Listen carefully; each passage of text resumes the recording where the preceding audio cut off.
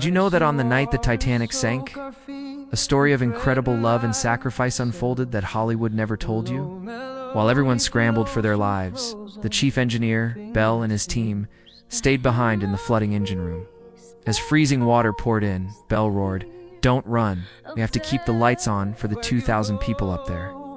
They pushed the generators to their limits, providing light until the very last second, a beacon of hope in the overwhelming darkness. On the chaotic deck, Reverend John Harper put his young daughter Nana onto a lifeboat. "Daddy, you have to get on too," she cried. He kissed her forehead and said, "Daddy still has work to do. We'll meet again in heaven." He then turned back into the panicked crowd, not to save himself, but to save souls. Meanwhile, Ida Strauss, wife of the Macy's co-founder, refused to leave her husband's side. As Isidore urged her onto a lifeboat, she stepped off, gripping his arm. "No," she said firmly. "We have lived together for 40 years. I go." She then gave her expensive fur coat to her maid, telling her, "You must live. I won't need warm clothes anymore." The elderly couple held each other on the slanting deck as the icy waters rose, their love a final, silent testament.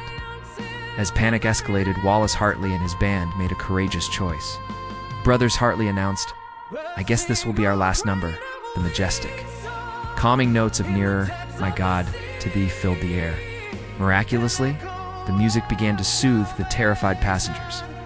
People stopped running and started to pray, finding a moment of peace amidst the disaster. The freezing ocean, John Harper, having given his own life jacket away, swam to a young man clinging to wreckage. With his last breaths, he asked, "Do you believe in Jesus?" The man, shivering and near death, heard Harper's final plea to accept salvation before the Reverend slipped beneath the waves.